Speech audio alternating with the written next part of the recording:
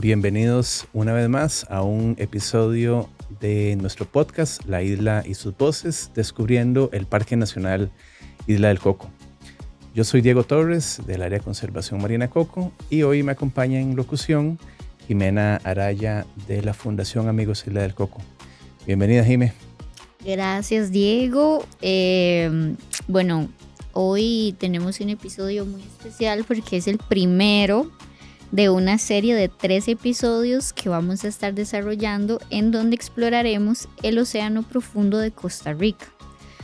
Lugares muy pocos conocidos y que están llenos de biodiversidad, de especies increíbles y que además viven en condiciones asombrosas. Para ello vamos a contar con investigadores que forman parte de la Alianza Océano Profundo en el Pacífico Tropical Oriental, que abarca 4 países, ¿verdad? Costa Rica, Panamá, Colombia y Ecuador. Así es, para comenzar justamente con este especial, hoy tenemos nuevamente el privilegio de contar con don Jorge Cortés, quien ya estuvo hace algunos episodios atrás. Don Jorge es profesor emérito de la Escuela de Biología de la Universidad de Costa Rica y es investigador del Centro de Investigación en Ciencias del Mar y Limnología, el CIMAR. Don Jorge, bienvenido nuevamente. Muchas gracias, un placer estar aquí, un gran gusto hablar del mar profundo. Vamos a comenzar por conocer el océano profundo. Se dice que los humanos hemos estudiado más la superficie de la luna que nuestro propio océano. ¿Qué características o condiciones son únicas del mar profundo? El mar profundo no tiene una definición oficial, llamémoslo así. Se usan diferentes profundidades, una es de 200 metros, otros 500, otros hablan de 1000 metros y hasta he llegado a leer de algunos que hasta a partir de los 2000. Pero 200 metros es una profundidad que usamos la mayoría, que tiene una lógica. Una es que hasta ahí penetra la luz, lo que significa que después de los 200 metros es oscuro. Lo otro es que frente a los continentes está lo que se llama la plataforma continental, que es donde se van acumulando los sedimentos que bajan del continente. Eso se extiende por, en algunos casos, unos pocos kilómetros, en otros casos a cientos de kilómetros, y la pendiente es muy leve. Y como a los 200 metros, la pendiente es mucho más fuerte. Y ahí empieza ya el talud. Entonces, hay una razón geomorfológica para ese cambio, además del de la luz. La otra característica que tiene el océano es que en las aguas superficiales, los primeros 50 metros, en el caso de la isla de Coco, o en otras regiones del océano, como hasta 200 metros, hay una mezcla de las aguas. Entonces, la temperatura del agua superficial hasta esa profundidad es relativamente uniforme. Y aquí en los trópicos puede estar como entre 26 y 28 grados centígrados. Pero en unos pocos metros, en unas decenas, tal vez 150 metros, esa temperatura baja muy, muy rápido, lo que hace que ya en las partes profundas del océano la temperatura sea de 2 grados centígrados. Entonces vemos que es un ambiente oscuro totalmente y frío. Además está la presión.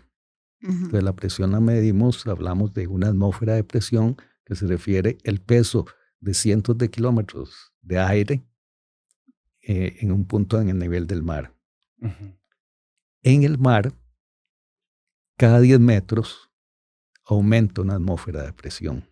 Entonces lo que equivale aquí afuera, cientos de kilómetros de aire, en el mar, por el agua que es mucho más densa, en 10 metros aumenta esa presión. Entonces rápidamente la presión es muy alta. Entonces eso limita los vehículos que pueden bajar esas profundidades. Si no no cualquier submarino puede bajar. Tienen que estar muy bien construidos, que además tienen que llevar su fuente de luz, porque no hay luz, toda la energía, y además soportar temperaturas bajas. Eso ha limitado mucho la exploración del fondo de los océanos. Y como usted mencionaba, se conoce más en detalle la superficie de la Luna y de partes de Marte que del fondo de nuestro océano. Ahí, cuando uno empieza a ver mapas detallados del fondo del océano, hay regiones que han sido bien mapeadas, entonces podemos ver claramente cañones, montañas, montes submarinos, fosas, cosas así. Pero otras regiones no. Nunca ha pasado un barco haciendo un sondeo detallado. Y lo que se hace entonces es usar satélites, porque el mar uno piensa que es totalmente plano, pero no es plano. El mar sobre un monte submarino está un poco más levantado. Y entonces con el satélite se puede ver ese detalle y se hacen reconstrucciones del fondo, que en muchos casos están bien. Nos dan una idea a dónde hay una montaña submarina, a dónde hay un cerro, a dónde hay una parte más profunda, pero en otros casos no. Y lo hemos visto aquí en Costa Rica, porque usando esos modelos, un colega del CIMAR determina que hay una montaña en el lado noreste de la isla del Coco. Y en uno de los viajes que hicimos, en expediciones que tuvimos hace unos años, pasamos un rato con el barco haciendo sondeos con la ecosonda y nunca apareció. Y entonces lo que creemos es que más bien ahí se juntan corrientes que pasan alrededor de la isla y hacen que se haga, por decir así, como un montículo de agua, que para el satélite significa que hay una montaña de abajo sin que la esté. La única forma es ir con un barco y hacer un sondeo del fondo. Pero es tan inmenso el océano que no podemos, no se ha cubierto todo el océano. Y además son esas capas de agua, en algunos casos, como dije, las partes más profundas de la Tierra, del planeta, son 11 kilómetros. Entonces eso tiene que ser una señal que pueda atravesar eso. Esa profundidad. Sí. En cambio, en el caso de la Luna, que no hay atmósfera, o es muy, muy tenue, o de Marte, un satélite está lanzando señales y recibe una señal de vuelta muy, muy nítida. Entonces se puede hacer mapas muy, muy detallados de esas regiones. El mar profundo es lo más desconocido de este planeta y lo llamamos la última frontera. Y lo que es realmente lamentable y reclamamos nosotros los científicos marinos es que se invierte muchísimo más en estudiar los otros planetas que lo que es en estudiar nuestro propio planeta, ¿verdad? Y este es el que tenemos y hasta donde conocemos es el único en que hay vida. Sí, justamente hablando de vida, don Jorge, hasta durante muchos años se creyó que donde no había luz, no había vida en el océano. ¿Cómo es posible que en sitios con estas profundidades y con estos niveles de presión puedan existir especies que se adapten y que sobrevivan a esos ambientes? Esa idea de que se necesita la luz para que haya vida es porque vivimos en la superficie de la Tierra donde siempre hay luz. Toda la productividad primaria y toda la fotosíntesis es eso, es la luz, es la conversión por parte de las plantas, de las algas y de algunas bacterias, de esa energía solar, tomar el dióxido de carbono de la atmósfera, juntarlo con agua y hacer los azúcares, hacer los alimentos, lo que es el alimento, y de ahí todos los demás compuestos que son de lo que está hecha la vida. Entonces, si no hay luz, ¿cómo va a haber vida? En el fondo del océano lo que sucede es, uno, en esa capa superficial del océano hay una productividad primaria muy alta.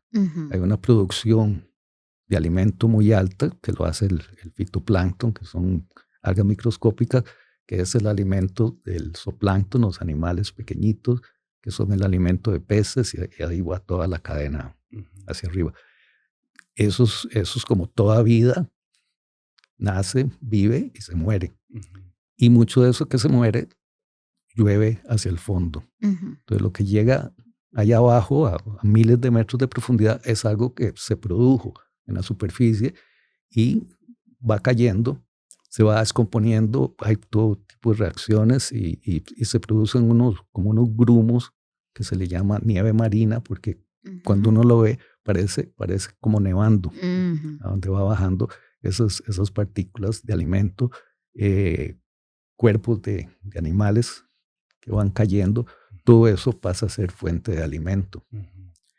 Pero además, en los fondos oceánicos están las ventanas de metano que tenemos aquí frente a la costa pacífica nuestra, que es sitios a donde sale metano, que es tóxico. Pero hay las bacterias y otro grupo que se llaman las arqueas, que son como bacterias que convierten ese metano en alimento. Y de ese alimento vive una gran cantidad de especies. Y todos esos lugares son como oasis. Es muy impresionante cuando estuvimos ahí frente a Quepos y Parrita, que uno se va acercando y ve un fondo arenoso con algunos organismos y de un momento a otro va aumentando la cantidad de organismos y a donde está saliendo el metano hay una riqueza impresionante de vida. Y la otra fuente en aguas profundas son las ventanas hidrotermales. Eso es a donde se están separando las placas. Se filtra el agua entre las rocas, se calienta y sale y hace chimeneas en medio del océano. Esas aguas recogen de las rocas, recogen nutrientes, recogen minerales, y eso es usado por bacterias y otros organismos, y es otra de las fuentes de alimento en el océano, en las zonas profundas. Pero la mayor parte es de lo que llueve de la superficie. Y de ahí la importancia de que las superficies, lo que esté pasando en la superficie, que sí, necesitamos un mar sano en la superficie para que esté sano en las profundidades. Don Jorge, hace poco usted escribió para nuestra columna Mareas sobre un poco la historia de la investigación del mar profundo en Costa Rica. ¿De dónde es que surge ese interés por investigar qué ocurre en nuestro océano profundo? Bueno, los científicos siempre están tratando de entender el mundo en que vivimos. Entonces, desde hace muchísimos años se empezó a estudiar los océanos y a partir de, más fuerte, a partir del siglo XIX, un poco antes hubo otras expediciones, se empieza a estudiar cada vez más profundo. Por las limitaciones que mencioné antes, eso, la presión, la falta de luz, la temperatura, limitaba mucho hasta dónde se podía estudiar. Y bueno, eran cuerdas de fibras vegetales, entonces tampoco podían tener una de 10 kilómetros de largo. Y entonces conforme va avanzando la tecnología se fue estudiando a más profundidad y nos vamos dando cuenta de que es un mundo muy rico, muy diferente a lo que estamos acostumbrados. Aquí en Costa Rica la primera expedición que tomó muestras de mar profundo fue en 1891. Y esas eran de la Comisión Nacional de Pesca de Estados Unidos, que hicieron estudios por toda la región del Pacífico, desde Canadá hasta el sur de América. Y estuvieron alrededor de la isla del Coco. Ahí se tomaron 12 muestras. Y de esas 9 son de aguas de más de 200 metros de profundidad. Las otras 3 son cerca de la isla, menos de 200 metros. Esa fue la primera expedición. Posteriormente hubo otras, pero muy esporádicas, en los años 1930, 1950, por ahí. Pero son expediciones que tomaron una muestra. Y es a partir de década de 1980 que empiezan toda una cantidad de expediciones geofísicas y geológicas, porque estamos en una región geológicamente muy, muy interesante aquí. Y es ahí a donde se descubren esas ventanas de metano, de las que hablaba hace un momento, en el Pacífico Central. Y es hasta inicios del 2000 que ya hay expediciones exclusivamente para estudiar la vida que hay ahí, tanto los macroorganismos como los microorganismos. Y a partir de ahí ha habido toda una serie de expediciones en las cuales nosotros hemos participado. 2009-2010 hubo una que participaron algunos colegas de la Universidad de Costa Rica, y después ya más fuertemente 2017, 2018, 2019. Después se vino la pandemia, entonces tuvimos ahí un alto, sí. Y en 2023 tuvimos 2 expediciones grandes aquí en Costa Rica y una un poco más corta al sur de la isla del Coco, las Gemelas. Bien, vamos a hacer una pausa breve para justamente escuchar una cápsula informativa sobre la Alianza Océano Profundo del Pacífico Este Tropical y ya continuamos. En 2024 nació la Alianza Océano Profundo, una iniciativa que une a Colombia, Costa Rica, Ecuador y Panamá en un esfuerzo conjunto por investigar, conservar y promover el uso sostenible del Océano Profundo del Pacífico Tropical Oriental. No podemos proteger algo que no entendimos. Y la investigación y la buena como robusta ciencia es el primer paso para realmente entender distribuciones de especies y conocer cuáles son sus sensibilidades, cuáles lugares son más vulnerables a impactos. La importancia de ser parte de esta alianza del Océano Profundo es conectarnos con los vecinos, Panamá, Colombia, Ecuador, y realizar investigaciones conjuntas y comparativas. Eso amplía mucho más el conocimiento que solo en un solo lugar. Como investigadora, para mí es importante hacer parte de la alianza porque puedo proveer información novedosa desde mi experiencia a las iniciativas de exploración del océano profundo en la región. Asimismo, la alianza es importante porque nos permite tomar decisiones a modo región que pueden tener impactos positivos para la gestión de áreas marinas protegidas en cada uno de los países. La investigación genera datos hace recomendaciones de manejo. Datos le da insumos a tomadores de decisiones con poder a nivel gubernamental y otros actores para poder tomar decisiones que permitan conservar y proteger un ecosistema como el océano. Recordemos que el océano representa seguridad alimentaria, transporte, investigación, turismo. Es un ecosistema vasto sobre el cual tenemos que tener bastante información para cada vez tomar mejores decisiones y asegurar su conservación a futuras generaciones. Es un compromiso de nosotros investigar, conocer, pero sobre todo difundir los resultados de estos temas de investigación para que como ciudadanos estemos cada vez más informados de un ecosistema como el océano. En un tiempo que es más importante que nunca coordinar acciones de conservación marina, ayudar para que podamos levantar el nivel de entendimiento y visibilidad de estos ecosistemas profundos que tienen un rol tan clave en el funcionamiento de nuestros océanos y la salud de nuestros océanos y biosfera, y hacerlo en coordinación con nuestros socios países entre Colombia, Ecuador, Costa Rica y Panamá. Lo más importante es que logremos primero capacitar a través de distintas cooperaciones con este intercambio tecnológico a futuras generaciones y de igual forma dejar un impacto no solo a nivel nacional, sino por ejemplo un impacto que pueda ser replicado en otras regiones del planeta. Y eso es lo importante, que al menos aquí somos 4 países, pero esto puede ir creciendo con el tiempo debido al tema que estamos hablando. Es muy profundo el mar, igual es la profundidad de la falta de conocimiento que tenemos. Entonces explorar ahorita es esencial para traer toda esa información hacia la superficie y comunicarnos mejor. Realmente haciendo colaboraciones estratégicas que nos permita contar con esos equipos, pero realmente invertir en la siguiente generación de jóvenes profesionales marinos que van a llevar la bandera y que realmente son las generaciones que necesitan un océano sano y productivo.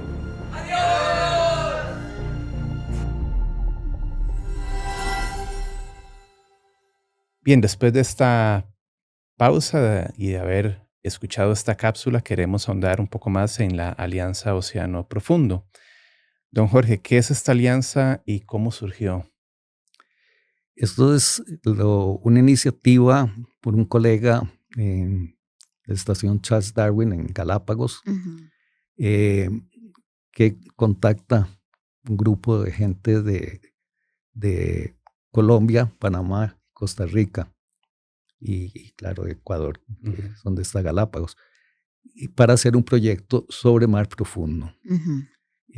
Estos 4 países conforman lo que se llama el corredor marino del Pacífico Tropical Oriental, que viene funcionando desde hace muchos años y ha habido muchos intercambios, tanto a nivel político como a nivel de guardaparques, tratando de coordinar acciones por el bien de toda esa región oceánica,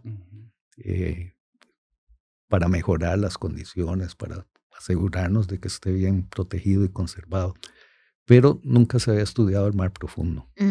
Entonces se hizo esta propuesta hace unos años, fue financiada y estamos trabajando, recopilando todo lo que hay sobre mar profundo y haciendo intentos de conseguir barcos para estudiar ese mar profundo, porque es por las condiciones que describí inicialmente, es muy difícil estudiar el mar profundo. Solo existen algunos vehículos a nivel mundial, submarinos o robots que pueden bajar a profundidades de varios miles de metros. O ahora se están usando unas cámaras que bajan, tienen su propia luz, toman fotografías y en algún momento tienen un mecanismo que suelta y sale a flotar y entonces uno va y las recoge.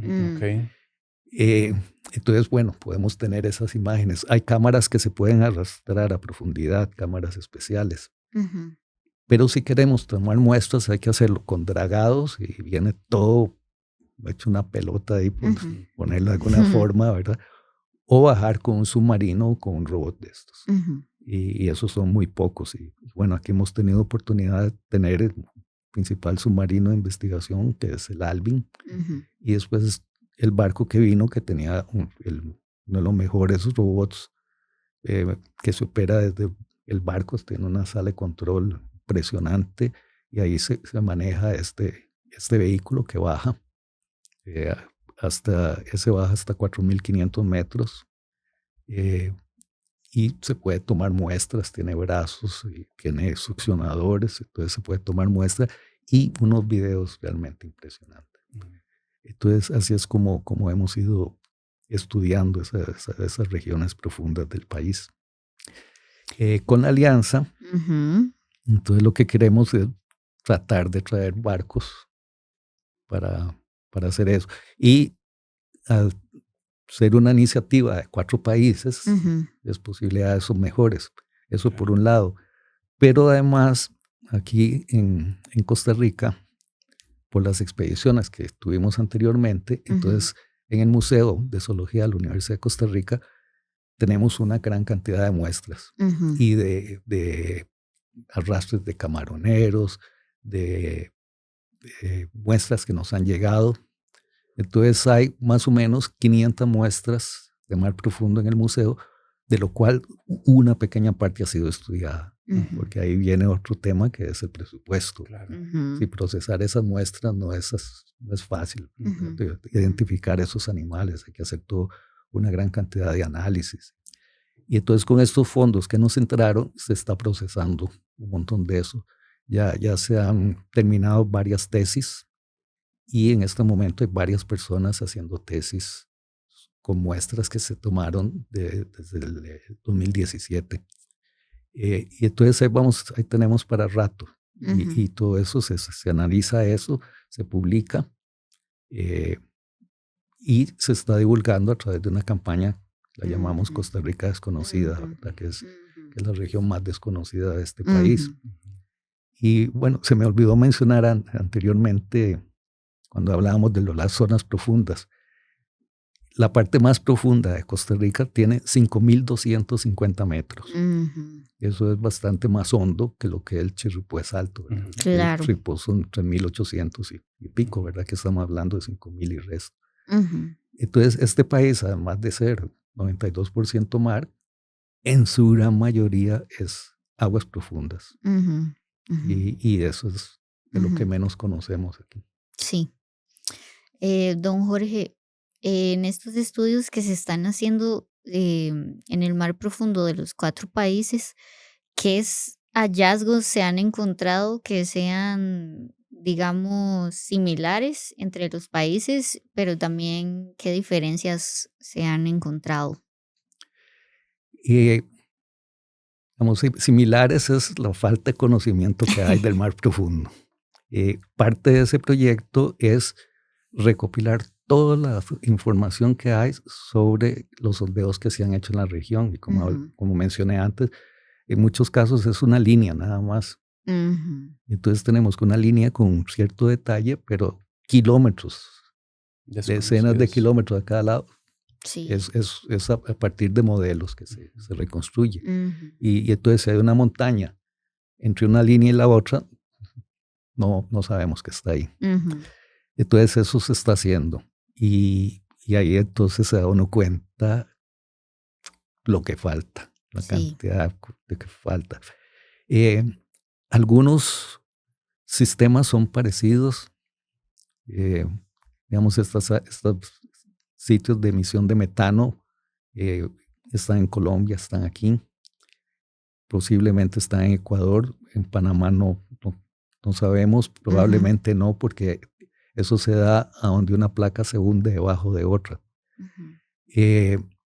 En Galápagos hay ventanas hidrotermales, que es eso donde salen esas aguas calientes que no tenemos aquí, tampoco en Panamá o Colombia. Entonces hay diferencias, pero otras partes son iguales, que parecen iguales. Por ejemplo, las extensiones más grandes de este planeta son las llanuras abisales, que son millones de kilómetros cuadrados de fondos de sedimentos suaves. Y uno lo ve y todo se ve igual. Sin embargo, cuando ya se empieza a muestrear, se dan cuenta que con una diferencia de apenas 20 metros de profundidad entre un sitio y otro, que están a 100 kilómetros de distancia, que si uno ve una foto son exactos, la fauna, en un porcentaje de esa fauna es diferente de lo que está viviendo ahí. Entonces es muchísimo más diverso de lo que nos imaginamos. Don Jorge, ¿qué nos puede comentar sobre presencia de plásticos o residuos en el mar profundo que se hayan identificado en alguna de estas exploraciones? Bueno, eso sí es muy impactante. Muy impactante bajar en un submarino, bajar con el robot y estar viendo esas maravillas allá abajo y de un momento a otro ver un motor, ver un balde. Y llegamos a ver a 3.500 metros de profundidad bolsas de basura. Y por supuesto redes, se ven, y líneas de pesca también, se ve mucho. En algunos casos se ve que tienen tiempo de estar ahí porque están recubiertos de animales. Y en otros casos muy fresco. Una de las tesis que se hizo, se presentó final del año pasado, con esas muestras que mencionaba, es sobre microplásticos, y se encuentran microplásticos a miles de metros de profundidad, ¿verdad? Así que hay contaminación por todo lado. Por todo lado. Qué lamentable, sí. Sí. Don Jorge, para ir cerrando, queremos que nos cuente por qué es importante que la población conozca sobre estos ecosistemas, y tal vez que nos cuente rápidamente cómo es que esta campaña, Costa Rica Desconocida, que ya usted lo mencionó antes, busca acercar estos temas a la sociedad. Eso es un patrimonio nacional. Y yo creo que eso es parte de lo que nos hace identificarnos como costarricenses. Ujú. Y son sitios a los que poquísimos vamos a ir. Y yo he usado muchas veces el ejemplo de la Isla del Coco. Ujú. Así, ¿cuántos costarricenses van a poder ir a la Isla del Coco? Pero el orgullo que significa la Isla del Coco para los costarricenses. Ujú. O el Chirripó, ¿verdad? ¿Cuánta gente va a Ujú. poder subir al Chirripó, verdad? Sí, es un porcentaje pequeñísimo, pero es motivo de orgullo, ¿verdad? Esos parques nacionales. Y este mar profundo, para mí, es ese patrimonio que tenemos que resaltar y nos ponen en el mapa mundial. Sí, aquí se ha estudiado mucho más que muchos países de América Latina. Y entonces se ponen los ojos en el país y eso, Ujú. por lo menos para mí, es motivo de orgullo. Claro, no solo para usted, don Jorge. Y más bien, pues, yo quisiera primero agradecerle por haber aceptado una vez más acompañarnos en un Sí. episodio más de La Isla y sus Voces, pero también como costarricense podría decir, agradecerle también por el esfuerzo que se ha hecho, en este caso desde la Universidad de Costa Rica, por investigar, por generar data, por generar información sobre esta Costa Rica desconocida que hemos dicho en otro momento, esperamos que dentro de algunos años ya no hablemos de una Costa Rica desconocida, sino mucho más conocida. Muchas gracias por eso, don Jorge, y por acompañarnos una vez más en este podcast. Muchas gracias a ustedes por la invitación. Para mí siempre un gran gusto hablar esto, divulgar toda esa ciencia que se hace en este país por costarricenses en las universidades públicas, tanto Universidad de Costa Rica como Universidad Nacional y en las otras, y dar a conocer la Claro, riqueza que tenemos y que hay que cuidarla. claro. Así es. Y bueno, con esto llegamos al final de este primer episodio enfocado en el tema de Océano Profundo. Vamos a seguir hablando sobre este tema en 2 episodios más para que por favor nos sintonicen porque va a estar súper interesante. Y como siempre, les invitamos a seguirnos en nuestras redes sociales, tanto de Amigos de la Isla del Coco como del Parque Nacional Isla del Coco y también de Costa Rica Desconocida y la Alianza de Océano Profundo. Nos escuchamos en la próxima edición.